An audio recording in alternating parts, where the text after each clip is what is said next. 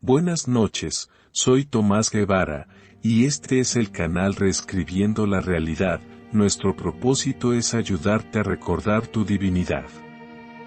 Suscríbete a este canal para expandir tu conciencia y estar informado de las noticias sobre la conciencia universal y tu propia conciencia. En el episodio 49 de hoy voy a explicar algunos hechos sobre nuestra jornada para entender lo que llamamos canalización. La canalización se conoce desde hace siglos incluso o miles de años. Antes, durante y después del tiempo de Jesús, había personas llamadas oráculos.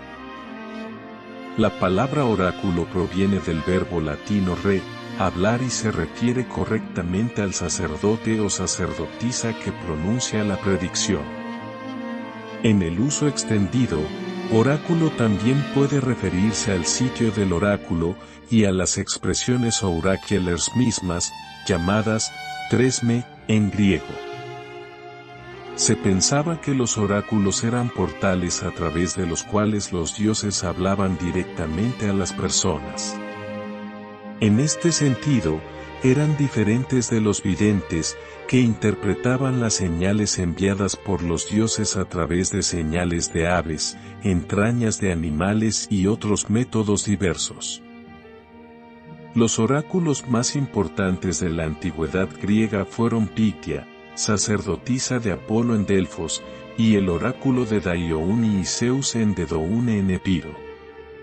Otros oráculos de Apolo estaban ubicados en Dirima y Mayus en la costa de Anatolia, en Corinto y Basae en el Peloponeso, y en las islas de Delos y Egina en el mar Egeo. Los oráculos sibilinos son una colección de expresiones oraculars escritas en hexámetros griegos, atribuidas a las sibilas, profetisas que pronunciaban revelaciones divinas en estados frenéticos. Como expliqué antes, mi tía Albertina era medium y canalizó 3 personalidades. Comenzó en 1957 hasta que murió en 2002. Hay otra buena medium o canalizadora que comenzó unos años más tarde que mi tía. Ella era Dolores Cannon, nacida en 1931 en St. Louis, Missouri. En la década de 1960, Dolores y su esposo, Johnny, usaban hipnosis para curar simple para hábitos, como dejar de fumar, perder peso, etc. Dolores fue introducida por primera vez a la reencarnación en 1968 cuando uno de los médicos de la base naval de Texas le pidió a ella y a su esposo que ayudaran a una de sus pacientes usando hipnosis. La mujer sufría de trastorno alimentario nervioso, era extremadamente obesa, tenía presión arterial alta y sufría de problemas renales. El médico pensó que sería extremadamente beneficioso si la hipnosis pudiera usarse para ayudar a la mujer a simplemente relajarse. A mitad de la sesión, la mujer inesperadamente comenzó a describir escenas de una vida pasada en la que era una corista, viviendo en Chicago en la rugiente década de 1920. Dolores y Johnny vieron cómo la mujer literalmente se transformaba en una personalidad diferente con diferentes patrones vocales y gestos corporales. A pesar de ser muy extraños y completamente inexplicables, decidieron seguir el flujo de la sesión y ver qué podían descubrir explorando. Durante los siguientes meses, Dolores y Johnny hicieron retroceder a la mujer a través de 5 vidas diferentes y distintas hasta cuando fue creada por Dios. O eso creían, porque como expliqué antes no hay reencarnación y nosotros siempre hemos existido, somos seres eternos. Toda la historia de este evento se cuenta en el primer libro que Dolores escribió en 2009 titulado 5 vidas recordadas. Estas sesiones tuvieron lugar en un momento en que la regresión a vidas pasadas era un concepto casi inaudito. Todavía no había un movimiento de la nueva era, la metafísica todavía estaba a décadas de distancia y simplemente no había libros, instrucciones para guiar o recursos que pudieran usar para un caso como este. Esto, sin embargo, resultó ser una bendición disfrazada, ya que llevó a Dolores y Johnny a escribir su propio conjunto de reglas, desarrollar su propia técnica sin la supervisión de un cuerpo médico establecido y significó que no estaban limitados o confinados en su enfoque de ninguna manera. Como resultado de no tener a nadie que les dijera qué hacer, cómo hacerlo o qué era o no era posible, experimentaron con intriga y entusiasmo insaciables. Dolores acuñó la frase conciencia universal, la que estoy usando sin saber este hecho. Luego vino Jane Robert, quien canalizó a Seth y es probablemente la más famosa y creíble de todos los médiums o canalizadores. Ahora hablemos de creencias, usando la simple alegoría de Dolores que ayudará a ilustrar el punto, utilizando un marco de referencia moderno con el que esté familiarizado. Digamos que hay un auto clásico en un estacionamiento. El coche está muy dañado en un lado, pero parece nuevo en el otro lado.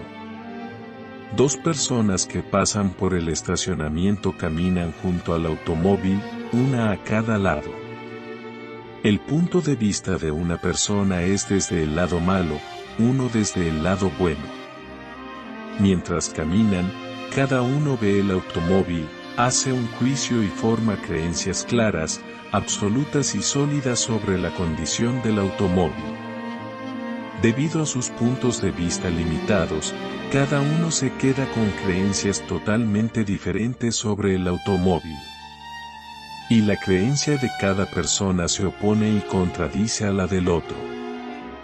Uno cree que el coche está en impecables condiciones clásicas, y es muy valioso. Para la otra persona, el auto está en tan mal estado que ni siquiera podían decir que era un clásico, solo parece un viejo auto chatarra. Y eso es lo que esa persona cree, que el coche es un auto chatarra. Ambos tienen razón, desde su punto de vista. Sin embargo, si pudieran ver todo el coche desde arriba, desde nuestro punto de vista, ambos tienen toda la razón y ambos están totalmente equivocados. ¿Cómo pueden ambos estar en lo cierto cuando cada punto de vista parece hacer que el otro sea incorrecto, o imposible de ser verdad? ¿Y cómo pueden ambos estar equivocados cuando obviamente ambos tienen razón desde su punto de vista? El hecho es que cuando captas simultáneamente las dos creencias contradictorias, pero absolutas, en realidad tienes la mayor verdad sobre el automóvil. Esta situación de tener dos verdades, cada una de las cuales parece hacer imposible que la otra sea verdadera, es una especie de cruda paradoja. Y una paradoja es lo más cercano que puedes llegar a la verdad real, o a toda la verdad, en el plano de la Tierra. Este ejemplo nos muestra cómo podemos ver toda la verdad si vamos más allá del punto de vista de cada individuo. Solo entonces podremos ver la imagen completa. Este ejemplo, por supuesto, no es uno de siquiera ver las cosas con conciencia universal, ver desde un punto de vista universalmente amplio. Pero como la alegoría del coche dañado demuestra de una manera pequeña, tener un punto de vista lo más amplio posible nos permite percibir mejor la realidad, ver más la verdad. Dolores acuñó la frase, autoconciencia separada. Con esto explicó que, cada ser humano es obviamente un yo individual. Y la mayoría de las personas son conscientes de que son un yo individual y creen que su yo individual está separado de otras personas, y de todo lo demás en el universo. Por lo tanto, las personas generalmente tienen autoconciencia separada y viven sus vidas basadas en esta conciencia. Entonces, Es la conciencia del yo, la que crea la conciencia separada. Y esto altera el punto de vista. Con respecto a un punto de vista, tener autoconciencia separada significa tener un punto de vista que se limita a ver las cosas desde un solo lugar, el lugar donde el yo separado está. Esto puede significar ver las cosas desde un punto de vista físico real que se limita solo al lugar donde se encuentra la persona, como en la alegoría del automóvil. O también puede significar ver las cosas desde un punto de vista que está limitado por las creencias de la persona y la programación. En cualquier caso, el punto de vista es muy limitado, y la perspectiva es estrecha, cuando una persona tiene autoconciencia separada. Hay diversos grados de estrechez mental, por supuesto, pero incluso el punto de vista más amplio que proviene de una sola persona con autoconciencia separada debe ser limitado e incompleto, porque es una visión que todavía es de un solo lugar, solo de ese yo separado. Por lo tanto, es un punto de vista que tendrá una comprensión limitada. Y si una persona tiene una comprensión tan limitada, ¿a qué tipo de pensamientos está limitada? Y si sus pensamientos provienen de una percepción y comprensión tan limitadas, ¿qué tipo de acción tomarán con respecto a otras personas y al mundo que los rodea? Para responder a esto, solo mira a tu alrededor al mundo. ¿Quieres decir que esto crea problemas en el mundo? Por supuesto, todos los problemas surgen de esto. La autoconciencia separada, debido a sus limitaciones y estrechez mental, encasilla sus percepciones del mundo en pedazos que son extensiones de sí mismo. Todo en tu mundo inmediato se convierte en una extensión de ti, de tu ser separado. Por ejemplo, está tu vecindario, ciudad, condado, estado, país, parte del mundo, y dependiendo de tu estatus socioeconómico, posiblemente el territorio de tu pandilla. Debido a que el yo separado se relaciona con estos como extensiones de sí mismo, la mayoría de las personas apoyan a su país, por ejemplo, solo porque es su país. Claro, se les ocurren razones por las que su país es el mejor o el más importante. Pero el problema es que muchas personas creen que su país es el mejor, el más importante, el más correcto, independientemente de cualquier razón para pensarlo o no, y al hacerlo, se preocupan menos por otros países y por la gente de esos otros países. Y si el país de todos es el mejor, ¿quién tiene razón? No todos pueden estar en lo cierto. Este fenómeno es aún peor cuando se trata de la perspectiva de una persona sobre su religión. Muchas personas piensan que la suya es la única religión correcta, y por lo tanto la única que proporcionará salvación para cualquier otra persona. Y muchas de estas personas realmente odian a otras religiones y a sus practicantes. Cuando hay más de una religión que afirma ser la única correcta, se crea una pregunta de quién tiene razón y quién está equivocado, y el dilema de elegir la correcta, o enfrentar las consecuencias de haber elegido la incorrecta. Es decir, no entrar al cielo, ir al infierno, etc. Pero volviendo a la idea de que todos piensan que su país es el mejor, considere esto: ¿qué país alguna vez entró en batalla sin Dios de su lado? En la Segunda Guerra Mundial, todas las partes creían que Dios estaba de su lado, incluidos los nazis. ¿Qué país comienza una guerra pensando que está en el lado equivocado? Todas estas percepciones y creencias se originan en seres separados y en los territorios que consideran extensiones de sí mismos. Casi todos favorecen no solo a su país, sino a todas las extensiones de su yo separado, favorecen su raza, a su grupo étnico, a su escuela, a su equipo local, a su partido político, etc. Pero unas pocas personas han comenzado a expandir su autoconciencia para incluir imágenes más grandes. Tomemos, por ejemplo, aquellos que se han vuelto tan conscientes del medio ambiente que son ambientalmente activos. Aquellos que han logrado eso entienden la importancia del flujo y el equilibrio de la naturaleza en la Tierra. Saben que salvar ballenas y bosques, o cosas aparentemente insignificantes, como pájaros pequeños, peces o helechos, puede alterar seriamente la vida de maneras que la mayoría de la gente ni siquiera sospecha.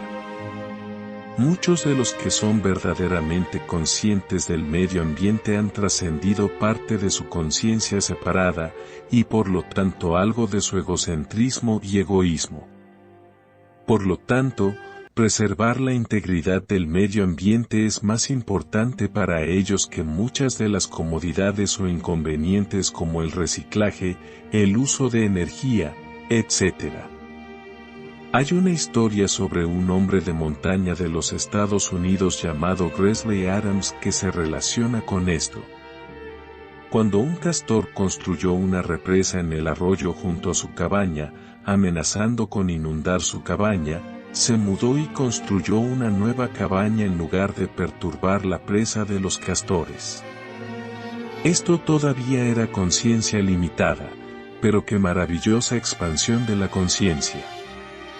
Tener reverencia por toda la vida, y también ser capaz de ver la importancia y el potencial que afectan la vida de las ballenas, y los peces pequeños, y un helecho aparentemente insignificante, es una conciencia superior. Pero todavía está muy lejos de la conciencia universal, y los esfuerzos de tales personas pueden ser una pérdida total de tiempo, o incluso perjudicial, sin ella. La conciencia universal se alcanza cuando una persona tiene una experiencia duradera en la que ve a través de su ilusión de separación y pierde su autoconciencia separada. Su conciencia entonces se fusiona con el universo, por lo que experimentan ser uno con el universo. Esto es a menudo el resultado de pasar por una experiencia de muerte psicológica consciente, provocada por la meditación y otros aspectos de un camino espiritual. La ilusión de separación se disuelve en la conciencia de la unidad. Y con la disolución de la ilusión de separación, el yo separado parece morir, y ocurre un renacimiento. La autoconciencia separada es trascendida y transformada. La conciencia dominante se convierte en la del ser interior, la parte de nosotros que es el espíritu universal, por lo tanto, tenemos conciencia universal. Cuando se experimenta correctamente, una persona nunca es la misma, y nunca vuelve a ver las cosas de la misma manera. A partir de entonces, todas las cosas se entienden a la luz del panorama más grande, a la luz de ser uno con el espíritu universal, Dios. El egoísmo se convierte así en una cosa del pasado. Esto también se llama alcanzar la iluminación, y hay algunos otros nombres.